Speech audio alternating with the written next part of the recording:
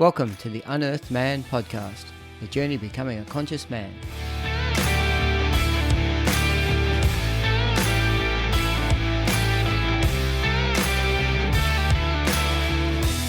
Hey all, Stephen here, and welcome to episode 57 of the Unearthed Man Podcast.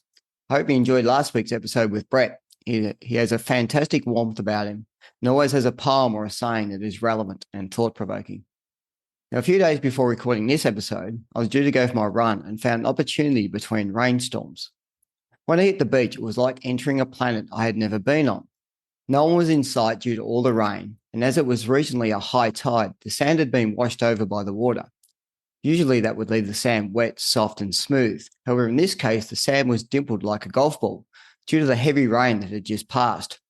I felt like an explorer discovering and walking on a beach for the first time. But then it actually hit me. I was not a new explorer on this beach, as the traditional custodians had occupied this land for thousands of years before colonisation. And given their connection to the land, this would have been a regular occurrence for them. Coming down to an empty field beach with life and smelling fresh, with life and smelling how fresh the air is after a beautiful summer shower. This is why I acknowledge the Wadawurrung peoples of the tradition as the traditional custodians of the land I was on, and pay respect to the elders, past, present, and emerging. And before I jump too deep into the podcast today, I've got some actually exciting news that's really worth celebrating. The Unearthed Man podcast now has its first official sponsor. As I am all about supporting local businesses, especially those aligned with the values of the Unearthed Man initiative and the podcast, a new sponsor is Surf Coast Wellness Rooms based in Torquay, Victoria, Australia. Now, as men, we spend much of the time looking after and caring for others and very little time in our self-care. So you now have an opportunity to change all that. By using the code TheUnearthedMan10 at the time of booking, you'll receive a 10% discount on any of their services, which includes float tanks, infrared saunas, massages, and salt therapy. So it's great to use before or after a day at the beach. And you can find a link to their website and the code below in the show notes. I've been over there. It's such an awesome space, and I'm really excited to have them on board. Now, a few other things to run through before we really get in with today's guest. First up, the Unearthed Men community. It's made up of men willing to support and be supported by other men. It continues to grow. If you're a man or know of a man who is seeking his tribe or his community, then please use the link in the show notes below to sign up. Alternatively, you can just send me a message via any of my social media channels. Secondly, please subscribe to the podcast via your preferred app and leave a review. The quickest way to enable the podcast to become more accessible worldwide is to receive a 5-star review. By doing this, you also acknowledge and thank my guests for their time, effort, and wisdom. And finally, if you're a man struggling with the daily grind, have constant feelings of guilt, shame, or anxiety, feeling irritated or frustrated, and feel you've lost track of who you are, the deeper inner feeling that there's got to be more to life than this, then expressions of interest for my 8-week men's empowerment program are now open. Now, as I'm only taking 10 men into each 8-week program this year, if you are interested, click the link below to join the wait list, as it is filling fast, and I'll reach out and we can have a bit of a chat. All right, now we've got all that out of the way. Now we get into the really exciting part, which is getting on with today's guest. So today's guest, he's a second half of the dynamic Duel The Day podcast duo. He is a husband and father of 2 boys. He's currently pursuing a master's degree in Turfgrass Science at the Ohio State University after ending an 8-year stint as an Assistant Golf Course Superintendent. He loves to read, work on his golf game, and cook in his few spare moments, and strives to add value to the lives of everyone he comes in contact with. As a guest on his podcast, we had the chance to have some great conversations around alcohol and how social norms appear. I'm looking forward to learning more about him and continuing this conversation. Welcome to the Unearthed Man podcast, Tyler Van LanDingham. Hey, Tyler, how are you, buddy? Good, Stephen. How are you? Oh, mate, excellent indeed. As I said, so exciting to have you back on. I've enjoyed the couple of episodes that I spent with you and Nico, but to get you on as a guest on my podcast, I'm just really excited to have a good chat and see where we go. Yeah, and I mean, it's been an honor having you on our show twice now. Learned so much from you in those conversations, and just being able to return the favor here and get to experience this end of the computer screen has been really looking forward to this for a long time. Yeah, awesome. Just for those people that want to know, what I'm going to do is put the links to when I was on the guys' podcast, and then definitely subscribe to their podcast. Same thing. Jump on, have a listen to them. They do awesome work, and give them a 5-star review because, again, people putting time and effort. This is personal time and effort that goes into just being able to put messages out for people about, growth and well-being and health and different ideas. And these two guys do an amazing job. So yeah, definitely do that. So Tyler, what we want to do is just have a bit of an exploration as into yourself, what that looks like. So that's what this podcast is a bit about. And as I said, we touched on a few things when I was a guest on your podcast. At times it did feel like sometimes I was interviewing you a little bit, but you were very open and very, very honest and vulnerable about some of the things that are going on. But let's talk a bit about you and your background and, life in the US and, what was that like growing up for you and so forth? Yeah, sure. I mean, so you touched on a couple of the big things there in that great intro, which I appreciate. But yeah, I mean, it's been great. I don't want to. I have not led a life so far that has been the typical story of like, oh, I had the worst childhood ever and turned it all around, and now like here we are. Right?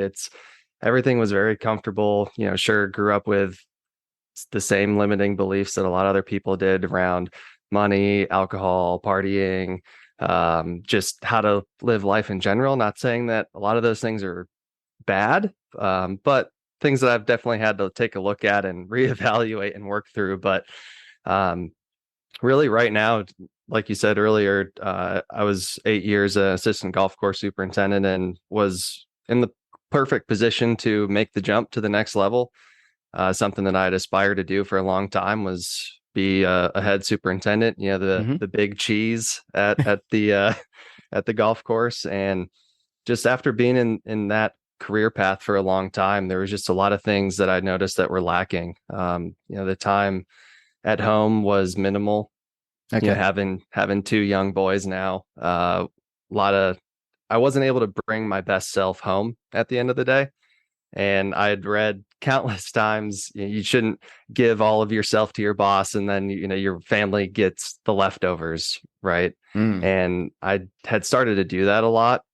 And thank God, my wife is amazing as she is and put up with that for a very long time. Right. Yep. And so once I began to kind of realize that and all the guys in the industry too, I mean, they're great people, but they just have some bad habits. And so I jumped on with those bad habits too. And things compound over time. And, like we had talked about last time, you come to that moment of your seemingly rock bottom, the holy crap, I actually like really need to figure my life out kind of, and not to make it a huge deal or anything. But yeah, I mean, I think everybody comes to that kind of impasse at some point. And for me, it's all about like, I wish I had gotten there sooner to be able to change it. And so I've always been kind of thinking about how can I help people get to that seemingly low place faster, or just totally bypass the low place to be able to start actually getting that intrinsic motivation to actually change things that they want, Yeah. And I think I understand what you're saying from there. I think the interesting thing is that, life and nature are hand in hand. There's a universal saying that, as above, as below, so for every mountain, there's a valley, so the thing is that, to sometimes, the people who find the most beautiful places when they go hiking had to go over through a desert and over, climb over hollow rocks and everything else and get to the top. And then they see this amazing valley that they want to go down into, and then they can come back out the other side. And so I think sometimes it's, I think it's how do we help people navigate when they're down in the valley?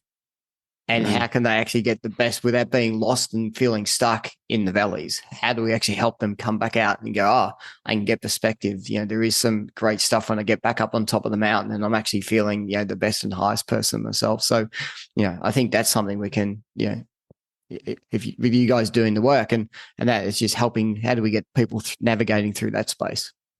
Yeah, I totally agree with you. And thing that I've always thought about and why I've actually really tried to appreciate my time in the valley and working my way out is I feel like in order to be able to help somebody through that, like you had to have been there.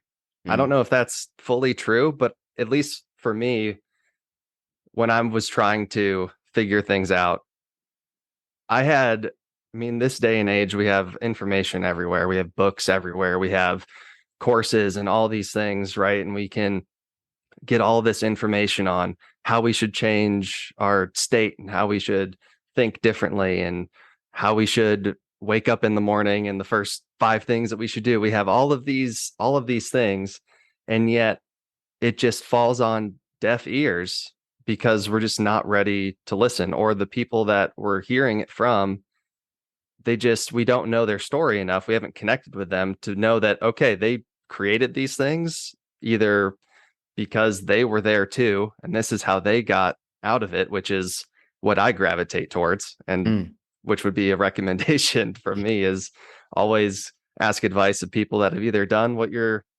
trying to do or they're in the process of doing, not somebody that's just writing a book about something that they've never accomplished, right? Because it's so hard to learn from that, and it's so hard to actually be able to implement all of those strategies. Because for years I had read on things on how to improve my sleep and lose weight and eat better and get stronger and get smarter and speak better and all of these things, yet I had this information but I didn't do anything with it. And finding that catalyst or so is what you find at the bottom of the valley. I think so. I think I think you touched on a really key word in there, and the word was connected. As humans, we actually don't connect intellectually, even though people feel they do. They love having intellectual conversations, right? Yeah. But ultimately, it's not that level that they've actually connected to. It's connecting emotionally and being able to go, yeah, that's exactly how I feel. Like having someone sit down there and tell their story about, heading down the path of, why they got into alcohol and how they drank and how they had that binge night and they wake up 2 days later and, how they felt bad and, and all these things. And you can sit there and go, oh my God, have you just reached inside of me and felt, you've peeled out everything that I'm feeling. And then you can go for that, because that's where I think the deep connection is how we can actually get to that point. And work our way through that. And I think that's the difference between maybe some of the academia books that are read, here's the theoretical way to wake up every morning and be good, versus the guy that actually, was 420 pounds and actually found his way to having this magnificent, lifestyle, because when they write it, they talk to the emotions that they went through to end up down in the valley. And, and then they worked out how to actually get back up on the mountainside again. Yeah, no, you're totally right. And I think, just to give your audience a little perspective or background, since we've been talking about alcohol before, just give a little background on that. And like for me, it wasn't a daily problem. I couldn't function without it. It was 4, 5, 6 times a year would just be extreme overconsumption leading to bad things happening. And so that the moment for me was so my wife works like a noon to midnight shift. And so I'm home with the boys those nights, obviously, until she gets home. And so it was one Sunday night dinner at my in-laws. Everybody had a couple drinks. I came home, continued the party at home, woke up, passed out downstairs at 4 a.m. And the first thing that I thought about was I couldn't remember if I had put my kids to bed. And so I started playing the movie right in my head of my 2.5-year-old walking around the house. What am I supposed to do? It's time for bed, I'm whatever. And so I looked at the baby monitor, and thankfully they were both in bed. So I did put them to bed, but that just total shock of oh my gosh, just seeing that movie in my head of what could have happened was, that for me was okay, I've been trying to fix this problem by myself for a long time. I need to ask somebody else to help me. And so was able to find a great little group at Ohio State, just to be able to share things that I had tried before. And honestly, without telling people other people's stories or information, it was it was kind of eye-opening realizing that my problem wasn't really that bad in comparison to what other people were going through. Mm. And that just made me look at and be like, okay, this, I can handle this. Like I can get through this. And I mean, it's been great since then. You know, it was a pretty quick turnaround once I got to the bottom of the valley. Yeah. Right. It was a long way kind of down. And it's kind of funny to think of, because I feel like when you would just picture a valley, it's obviously can be super deep, but then you might look at the climb out to be insurmountable. But for me, like once I understood where in the valley that I was, it was relatively quick to the top once I was implementing the things I was trying to, that I realized that I had to change. Yeah, and I like it that there's a couple of things that you touched on there. First of all, whether it be a drug use and alcohol use, porn use, whatever else, it doesn't have to be this, painted picture of you're drinking half a dozen beers every day, or you're coming home and that's what you're doing. Like there is these one-off events that actually scare the daylights out of us, that when they happen and you realize what could have been the ramifications. I remember when I was sort of younger and I was drinking and I know we were out and about and we end up trying to put in the schoolyard one of those sort of mental benches where you basically got the seats on the side and you got the big table in there and they're all metal and else. We're trying to throw that up on the roof. This thing landed on my shoulder, like literally on my shoulder, and I've still got a scar today from it. Ouch. Like if that landed on my head, I'm gone. Like, and this is how crazy it was, right? And so trust me, I mean, that wasn't a wake-up call, but these little incidents that happen, like, and it wasn't because, and that was just a one-night binge. You just went crazy. You think you're Superman and away you go. And as you said, for me, the thing that you've done, which is awesome, is I can't do this alone. And this is one thing that men struggle to understand because they feel weak.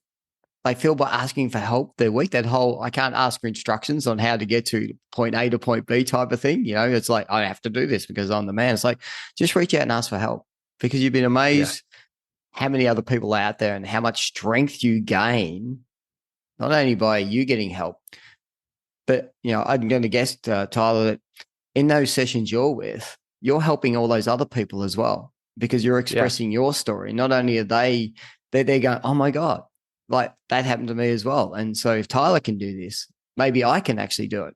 I might drink more than he does, but I've seen him come out the other side. And maybe then if he can do it, he's inspiring me to do the same thing. So we sometimes think that by not showing the weakness that, it's hurting us. But the reality is we could be helping so many other people purely by asking for help and getting them to jump in and help us out. Yeah. And I found tremendous value in being able to share and getting to help the other people in the group, since, like I said, it was a pretty quick rise back out of the valley. And so instead of feeling like I don't belong in the group anymore because I don't feel like I have a problem, I could see that how much of what I was saying and sharing was helping other people, and they were trying some of the things that I had done to change, in ways that I had shifted my mindset and stuff. And the only reason I was there is because of how long it took me to get down there. Like for years, it was always like the next year was, okay, I'm cutting back. Okay, I'm going to stop. Okay, this isn't going to happen anymore. Right. Kind of thing. And so I had tried so many things. And when I would hear people say like, oh, I'm going to do this, that, I'd be like, that didn't work for me. And let me explain why it didn't work. And it was just able to expedite the process for a lot of other people. And I think the biggest thing for me, it was just that feeling of the not allowing myself, like when I was on the way on the upswing, my mentality was anytime somebody asked me like, oh, hey, do you want something to drink? Oh, hey, what can I pour you? Or what are you drinking tonight? Kind of thing. It was, I'm good. Like, I don't need to. And even though I had so many reasons not to drink, like trying to lose weight, want to get healthier, I have to go to the gym in the morning, so I don't want to feel like complete crap, right? So many reasons. The only thing that I could think about was I can't drink because I have a problem. And that was the only thing I thought about. And that made me feel like shit. Mm. And even though it was working for me, even though I was making progress on the inside, it was like, this isn't working. And what I was able to do was, by kind of switching that mindset and allowing myself, like, okay, if I want to have a drink tonight or two, that's okay. Mm-hmm. Like, I'm going to let myself do that. And just by switching the mindset of, I can no longer have this in my life, to I'm going to allow myself, it totally changed the way that I felt inside. I'm still not, I rarely consume anything anymore. Yeah, there's one event here or there, I might have 2 drinks or something. But just the fact of saying I can if I want to, but I actually don't want to because I have so many other reasons that why I don't want to right now. Yeah. And Yeah. not focusing on the I can't because I have a problem. That was just completely crippling me. That's a really, really great point you raised there. So what I pick up on from that is, it's the difference from saying, I'm coming from a place of almost shaming and guilting myself. So I'm still living this shame and guilt. And so I'm going to label myself as having a problem and everything else. And so if I go and drink them, I'm a bad person and so forth. To actually stand completely in your power and going, I'm actually making a choice and I choose. And it's a conscious choice as to what I'm actually doing. And, and I'm not going to shame and guilt myself, because I allowed myself in my power to go, I can have those 2 drinks. I'm okay about it. I can stop at that point in time and then celebrate the ability to do that. And so, yeah, it's a great point that you come, and I think that's a really good angle for anybody. Like some guys that I work with, they go, I want to give up drinking. I want to give up smoking, and I'm like, cool.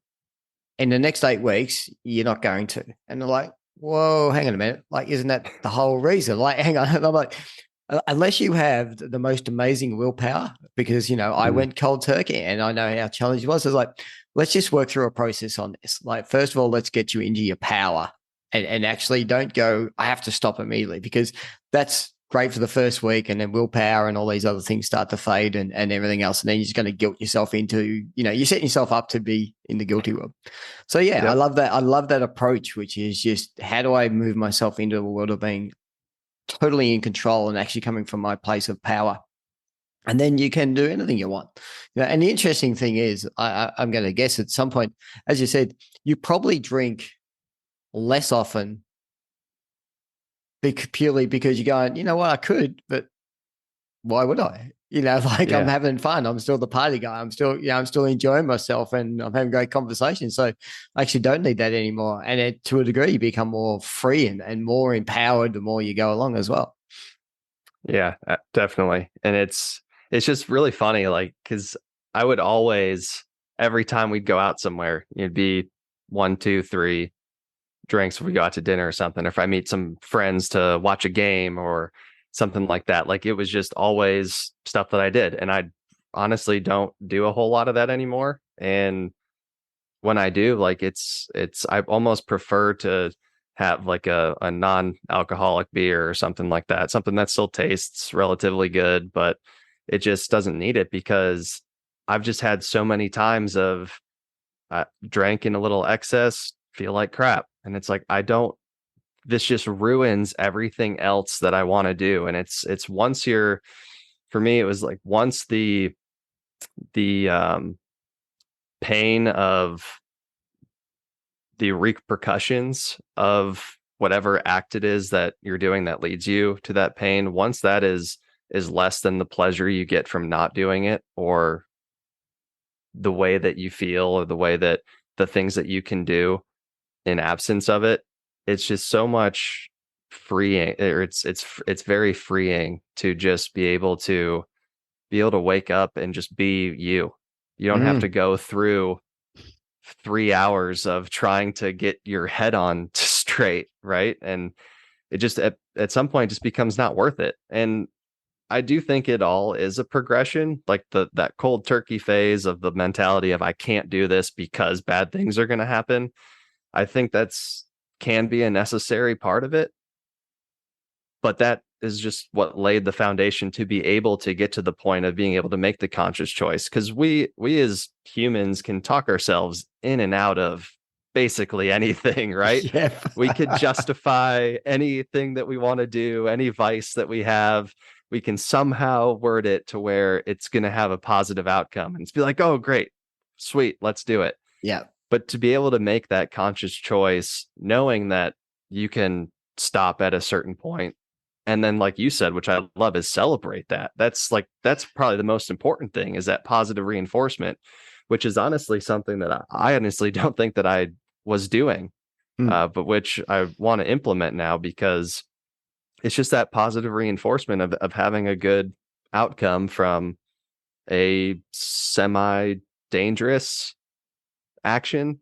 Yeah. If you can't stop, right? So I love that. I love that that celebration point you made.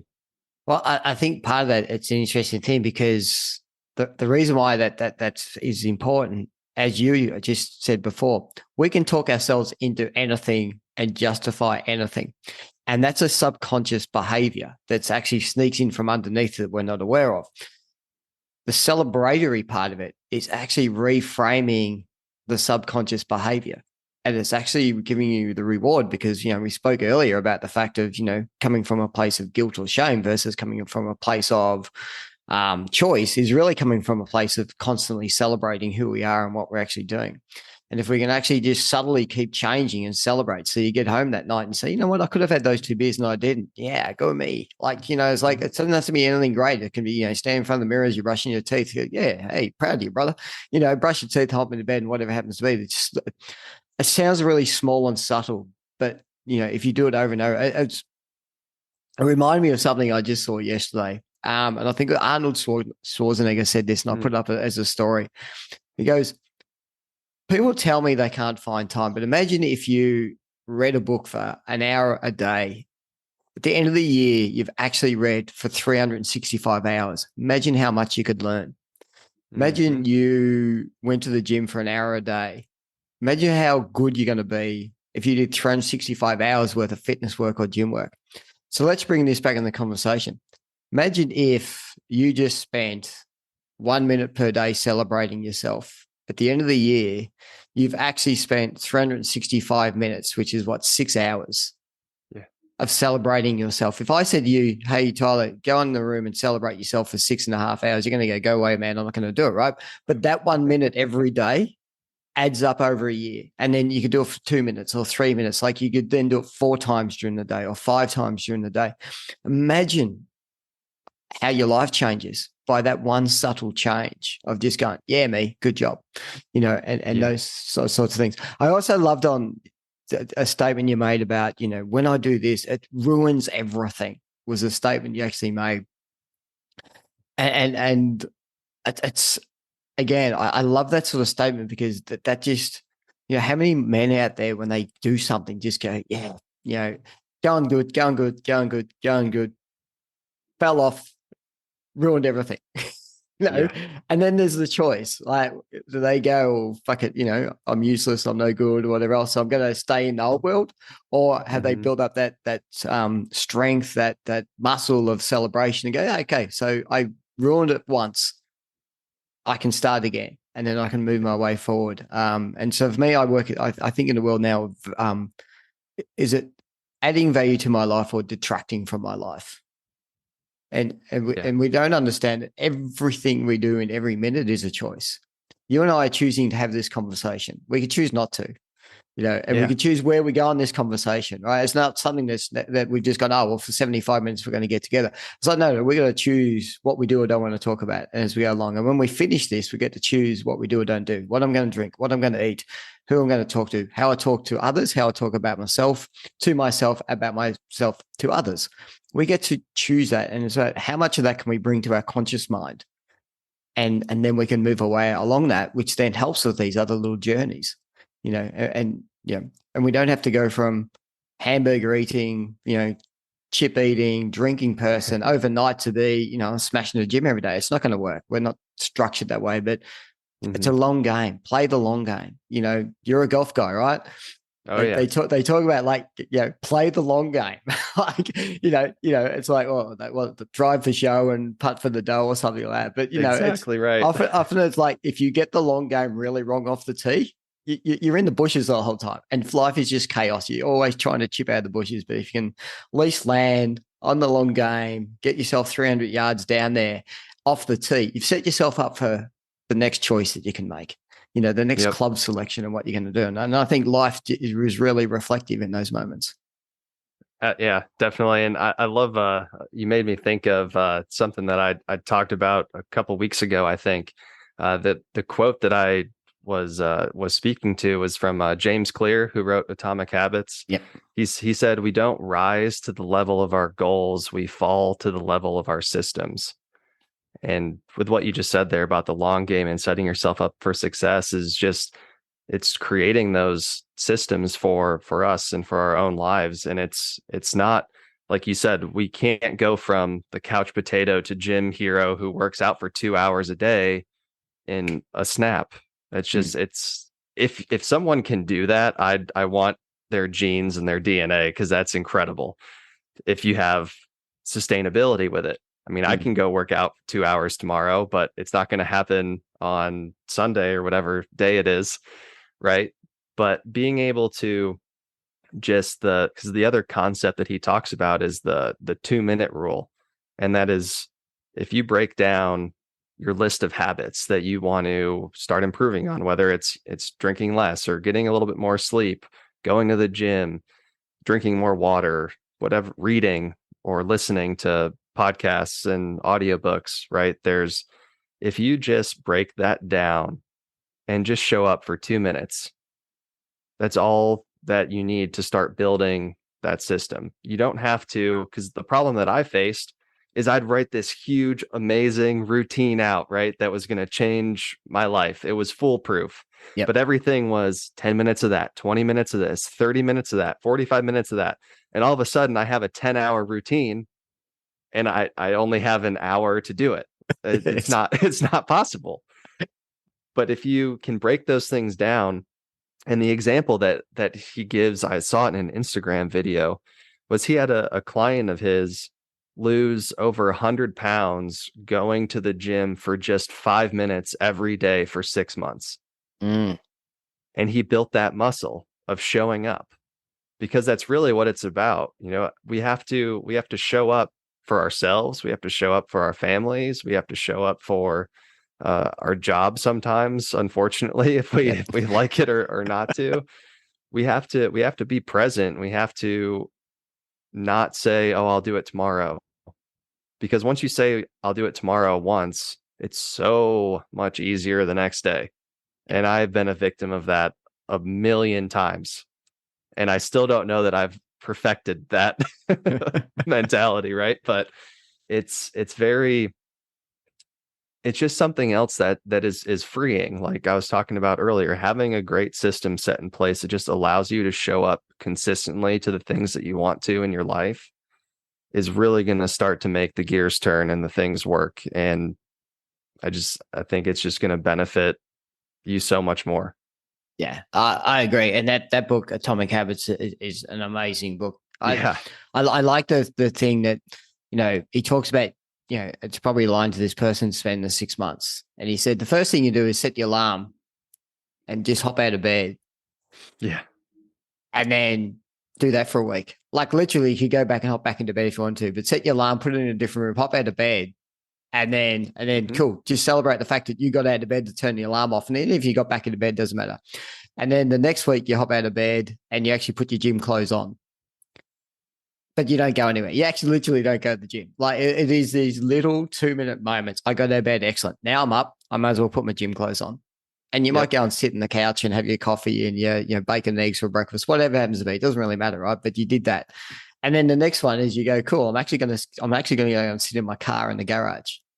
So you've actually gone from bed into clothing, into the car and the garage. You still haven't left the house. You still haven't even made it to the gym. And he works his way to the point that all you do is walk into the gym. Like you take up a free 7-day membership.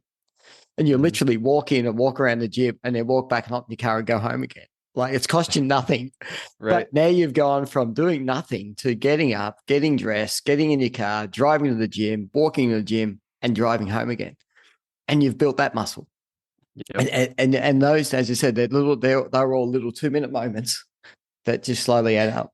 And I think that's such a powerful thing for us to think through and what we can actually do. I had a revelation recently, and to here's my 10-hour program routine. Like, I'm the same. Like, he's read all the books about it. I got to do this routine. Right. Aubrey Marcus has a great setup of routines and all this sort of stuff. And I'm like, I got to get up and meditate every day, and then I got to go for a swim in the ocean every day. And then I realized the other day is that I've stopped meditating, but then I get up, put on my swim gear, and walk bare feet basically down to the beach and walk along the beach. So it takes me 15 minutes to where I want to go for a swim. And I'll swim for about 30 minutes in the water, in the ocean. And it's about 19, 20 degrees at the moment. So just in my board shorts, so it's fresh, but it's nice. And then I walk home. So I've actually spent 30 minutes walking and 30 minutes in the ocean. I've actually realized I'm combining meditation and swimming at the same time, as long as I'm mindfully present as I'm walking along the beach. I'm not thinking of all the other things that are going on. I'm just watching the sand. I'm just seeing what's happening around me. I'm seeing the subtleness between, where the sand is, where the seaweed's gone up, what are the seagulls doing? Like, hearing the birds in the trees as you're walking along the beach. Like, these little things, that's meditation. So it is, and it's gratitude, and it's actually feeling alive, and it's being connected because I'm barefoot with the earth. It's like there's grounding, meditation, and exercise, and I've rolled them into one, effectively, 1 hour or one thing per day, rather than going, I need to swim for 30 minutes and I need to meditate for an hour and everything else. So we can also be creative. And that way I had this limiting belief system. And then I realized, hang on a minute, I'm doing it all as just one combined activity. So where else can we do that in our life, where we just have a different recognition about what we're actually doing?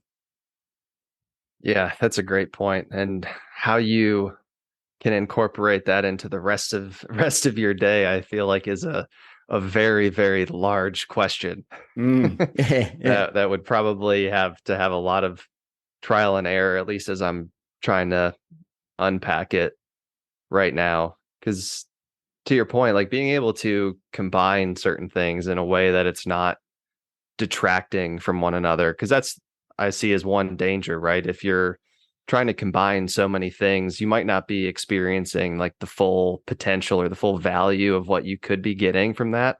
I'm not saying outside of, I'm speaking directly outside of your morning routine thing, that those things are amazing to be able to combine, just like how you outlined. But if you're trying to combine doing some sort of work at home with spending time with your kids or family, and trying to also make dinner, and you're trying to accomplish all of these things just to get them done, to just check those things off the box, because that's how I had viewed a lot of the extra things that were just the daily tasks that I had to do, right? If I had to, I viewed it as I had to babysit my kids. Like, oh, it's my turn, time to watch them, instead of being like grateful and appreciative that I can actually spend time with them. Yeah. Right. And it's just, I wouldn't want to get so caught up in maximizing my time so much that all that I'm thinking about is my time management. And to, like what you said, when you're out walking on the beach, just being present and noticing those things, I think that's important with everything that we do, especially if we're trying to make some pretty monumental changes in our life, noticing how we're going through those things, because it's all part of our story, right? And if we want to be able to help somebody else do what we did and do it faster, we have to be able to remember those emotions. We have to remember like what states of mind, what perspectives, what ways of thinking about this actually helped me, what didn't help me, because it's all something that hopefully you can share at some point that someone's going to be able to understand. Nobody wants to just hear well, I was here and now look at me, I'm here, and all I did was this one thing and that it was all great. But there's so many chapters from those 2 points. That's what that's what people like me need to read. That's what I need to see to be able to get the full value of how do I go about executing this? Yeah, I think you're spot on. And then, first of all, to all the guys out there who are dads and your partner goes away for dinner or on a weekend, you're not the babysitter, you're the dad. Like, your babysitter is a non-family person you bring in to look after your kids, right? That's your accountability and responsibility. Stop diverting the responsibility from yourself. I know every lady out there and every mum out there goes, stop fucking telling me you're babysitting your own kids. That's how I used to think about it. Exactly, I don't think about it anymore. No. I agree. I used to say it all the time. My wife Jackie used to shred me. All kids. Okay, I know. I'm just joking. Anyway, but you touch on some really good points there, and it's like, how do we be completely present?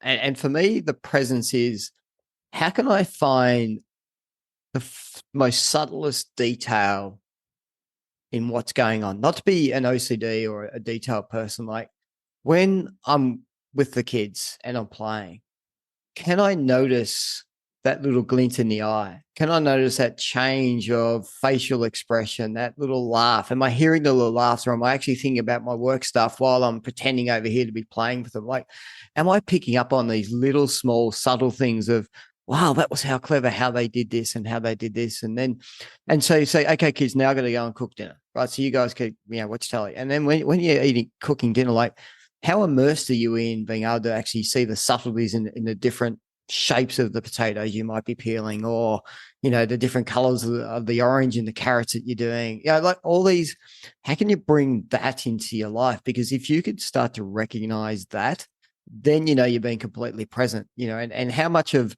each piece, outside of a raw potato, but how much of those other bits of vegetables are you just putting in your mouth and just having a nibble on? And so you're feeling it and you're tasting it along the way through. And rather than just how quickly can I chop up all this stuff and throw it into a dish and put it in the crock pot so I can get back to my social media or get back to what I thought was important. Yeah. And for me, like, I love golf. It's something that's, I keep telling Jackie she's got to earn more money so I can actually back up my golf membership and buy that good set of golf clubs. But, there is something about that 2 hours, if 9 holes is 2 hours, and I always thought, 18 is about 4 hours. Like, how, again, present can you be? Like, are you listening to the birds in the trees? Are you seeing what's around you? Like, yeah, you might walk with 2 or 3 guys having a chat, but no one's balls always land in the same spot. There's always a time you're off on your own and you've wandered off. Like, how present are you at that moment? And how angry are you because you put it in the trees versus you're out in the fresh air, but it's sunshine or a bit of rain, like, that's life. Like, it doesn't matter with land in the trees. I know we're all very competitive and we want to get that lower score, but sometimes, are you taking anger to the next ball, or are you actually allowing yourself to actually just enjoy the game that is a game of golf? Because unless you're a Tiger Woods or some of these other guys are actually, it's their professional gig, it's just it's a hobby. Right. Well, it's a great point. It's a great point, because that's a great mental strategy for the game, especially in competition, is focusing on being present. Right. I remember back in high school when I was playing for my high school team, our coach would say, in between shots or in between, notice the trees. If you're results oriented, if you're thinking about the score you're going to post at the end of the round, if you're thinking about, like you alluded to, I'm mad I hit it in the trees, and that's what you're thinking of, all of those things are going to impact your next shot. So being able to not thinking about those things, which is extremely difficult, let me tell you, but once you figure it out, you can. But you can even boil it down to, there was a point for a while where I was counting steps in between shots. I was looking at the ground or looking at the trees or the sky, and I was just 1, 2, 3. And then I'd get to my shot, like, all right, what am I going to do here? Because we almost need that time. We need to occupy our brain for that time. Otherwise, we're going to be drawn to all the negative baloney that is what we just did on the last previous shot or the previous hole. Or we're worried about, hey, we're shooting our best score ever. We just made 3 birdies in a row. Let's not mess it up. you can't get it works both ways. You can't get too high, you can't get too positive, too fired up, and you can't get too low. And I mean, that's why I love golf so much, because it just applies to everything else that we can go through. It's such a great microcosm for all of that. I mean, you were talking about cooking. I was watching a video. Do you know who Roy Choi is? I think I've heard the name. Yeah. Yeah, so he's a professional chef, restaurateur guy. He was the guy. I don't know if you or anyone that's listening has seen the Chef Show with Jon Favreau. He's kind of the chef that trained him for the movie Chef that Jon Favreau starred in. But he was doing this cooking masterclass that my mom and I were watching, and we were cooking rice, and he just talked about it so perfectly. Because a lot of times you got to wash the rice. Unless you're buying Uncle Ben's minute rice in the store or something like that. But when you're actually cooking please don't.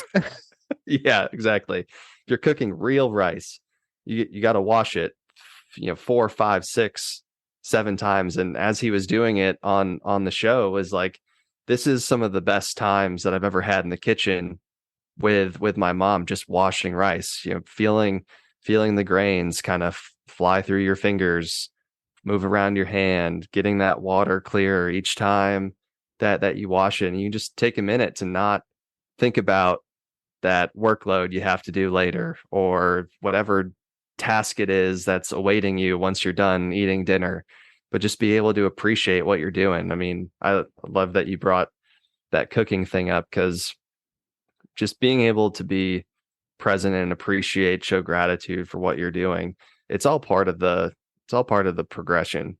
Everything that we do is all part of a process. And the thing that I'm trying to do this year is really start to enjoy that process.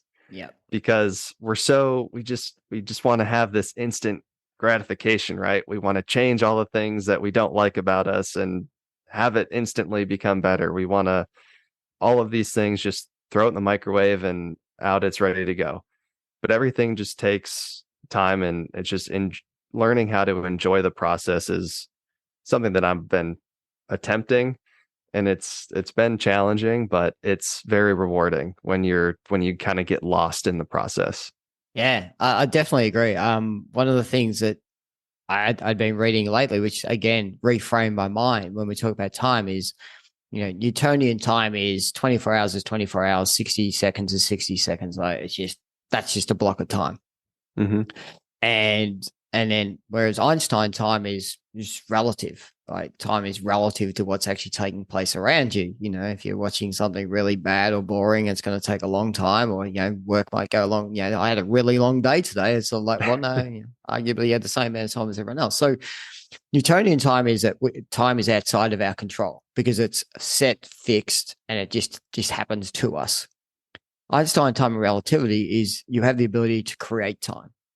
So when someone says, I don't have time to do this, it's like, we actually do.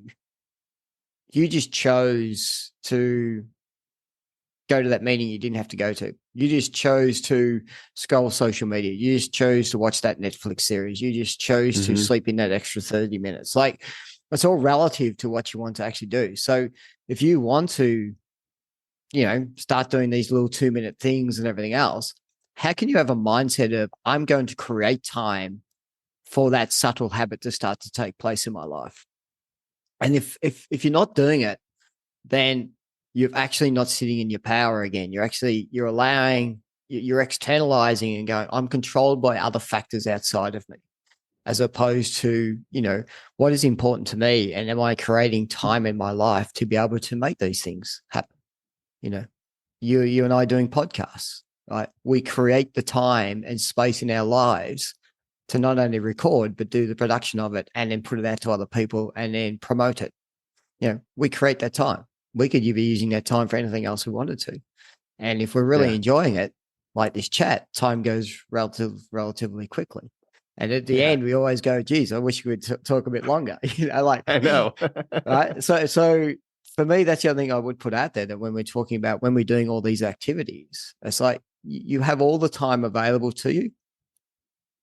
what are you choosing to do in that window, and where are you shuffling the decks so that it's actually, again, value adding, maybe not value detracting? Yeah, that's a great question. I mean, it's being able to, I mean, obviously a lot of it is having your vertical alignment, right? Right. Being able to prioritize effectively. And then you can start to assign things that are important to you that you want to spend your time on. And a great exercise that I came across like 3 times in a week was the 7 levels deep exercise of, you have your starting question, which, if you want to just look at success, is what is important to me about being successful? And it's probably going to be some surface level answer, right? Like, oh, to make more money or to have more time or whatever. But when you keep going deeper, it's also been called the 7 levels of why. When you keep going deeper, and the next question is, why is it important to you to make more money? Right. And so you just keep going these 7 levels. And at the end, you kind of get to what is like your mission statement for your life. Like, what is everything that I should be centering all of my actions around? What is that sentence or 2 sentences? And the interesting thing with that is, if you change the question a lot and you go from what is important to me about being successful, and you put something as weird as what is important to me about eating this specific way, or what is important to me about watching this TV series. And when you continue to go 7 levels down, you're going to find a lot of times you're going to have the same answer at that 7th level for a multitude of different questions. And that, at least for me, has acted as a great filtration process for what I should be spending my time on. If I'm getting to the same answer, okay, this might be an activity or something that I should pursue. If it doesn't generate the same answer, or at least somewhat close, it's probably not going to add value to me, or at least what I perceive as valuable to what I want to do. And I found that it's a really interesting tool. And anybody just search 7 levels deep, it'll pull up a PDF document, and there's even an example that's filled out too to kind of get you started. And it's been a great exercise to have that, like I said, that filtration process, to be able to filter out the noise of things that you might think are going to help you or might totally change your life in a positive direction. But if it doesn't actually net that level 7 that you really feel deeply about, maybe it's worth taking another look at. Awesome. I love that. And it's interesting. That's the second time I've heard 7 levels deep in the last 24 hours. So I actually probably need to really go and look into that one. And the other thing that came out of me is that there's also a book, I can't remember the author, it's called about the one thing. So once you go on to your 7 levels deep, that becomes your one thing. And then go and do everything associated with that one thing, because that's what's going to give you joy and happiness and everything else. And all the other stuff, if you've got enough creative time, then you can actually focus on that. But get to your 7 levels, make that your one thing, and then go from there. I love that, man. Thanks for sharing. And it's absolutely. And it's such a cool way to look at it too, is because when you get to that 7th level and it's the one thing, right, that you just said, that one thing, the only person that's going to be able to stop you from doing that one thing is the man in the mirror, right? An example that I saw in a book recently was separating the mission versus the goal, right? And the interesting part was, if you just look at Mother Teresa as a person, and if her goal was to become a doctor, right? There's a lot of things that could prevent her from doing that, right? You have to go through a lot of standardized testing. You have to spend a lot of time at residency and do all of these things, right? But because her mission was to help the sick and poor, nobody could have stopped her from doing that except herself. She didn't have to be a doctor to do it. She didn't have to have some title. So by getting to that 7th level, it removes any of those arbitrary titles that we create in society where others can control if we can succeed or not. It literally just boils down to, am I going to do this or am I not? I love that. Mother Teresa, Gandhi, Nelson Mandela. Yeah. Yeah. 3 great examples of missions in Right. life, and the goal wasn't anything else. They just focused on their mission and they achieved that. So I know, again, as we just alluded to in relation to time, it's gone relatively quickly. No kidding. Which has been an awesome chat. What I like to finish off with is just a simple question, which is, what would be, I know we've talked about a lot and it's really a hard question, but what's a message that you based on your experience and where you've been, that you might want to put out to men and women out there, but this is predominantly focused on men, learning to go, it's okay to be vulnerable. What's something that you would put out there to the men for them to have a think about? That's the one thing to put out there, man. I would say, so I came across this recently, and it was a question that had me in deep thought for a long time. And it was, if someone saw all of your actions today, what would they think that you cared about? And that really took me a long time to process, because when we set up all of these systems and create these habits and make all of these great changes, it's really easy not to do those small things. It's really easy to, like, I could say that, yes, I'm in the process of getting in better shape. I'm in the process of having a better marriage. I'm in the process of improving my golf game, right? Insert whatever it is that you're working on. But yet on a daily basis, there's been days where I haven't exhibited anything, or I haven't acted upon anything that would net a good result in that. Actually, sometimes the opposite. Maybe I might have a couple pieces of candy. Maybe I might not even pick up a golf club that day, right? So think about, when, for the men out there that are trying to and are improving themselves, is if you just filter through at a point where you might seem that you are at an impasse, or you're struggling to make a decision to propel you forward, is put your brain through that filter. Is, if someone was watching all of my actions today, what would they actually think that I cared about? Awesome. What a great way to finish up. That's I'm going to apply that myself, actually. I love that. That's why I love getting, like yourself and others on here, because, for me, it's just not a recording of a podcast. I learn so much, and I get a great experience and a great conversation, and there's nuggets drop in for me all the time. I have to go write this down over here and see what I can do. So likewise, I got my notebook right here. So yeah, for all those who are interested, if you want to do a podcast and get one-on-one coaching at the same time, jump on the Duel the Day, or jump onto this, because we'll get that opportunity to share some stuff out. So yeah, there you absolutely. go. Tyler, it's been great reconnecting with you again. Same. Yeah, it's really been cool getting back with having the podcast and sitting on the host side of the chair. And, I'm positive as I go through the year, it'll be like, hey, time to reconnect back with you guys again. And maybe next time I'll get you and Nico as a co. I just wanted to get both of you as individuals first, because I do see you as that, even though you do a great job on that. So it's been awesome.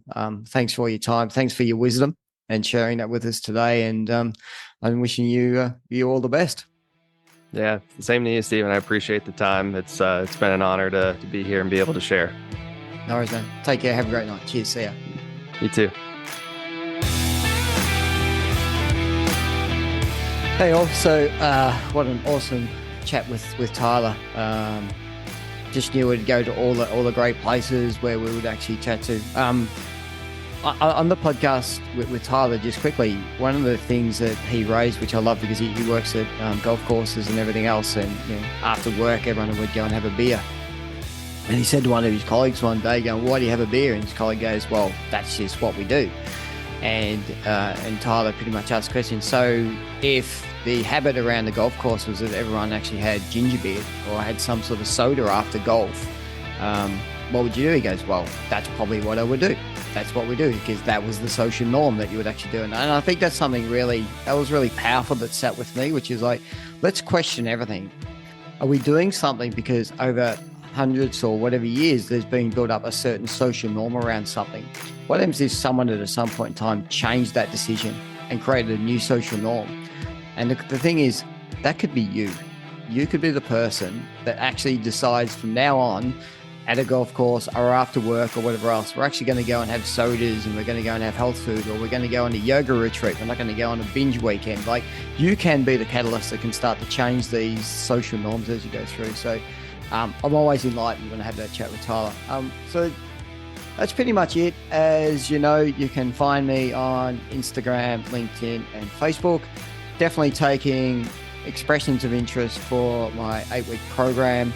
It's coming up. If you are really struggling as a man, then let's reach out and have a bit of a chat. I'm open. You can book anytime, any man that wants to do a 45-minute free call with me, and we can just sit down and see where you're at. And there's no commitment to buying any programs. It's just me doing what I can to help you out. So that's a wrap now for episode 57 of the Unearthed Man podcast. Sending you much love and peace, Stephen.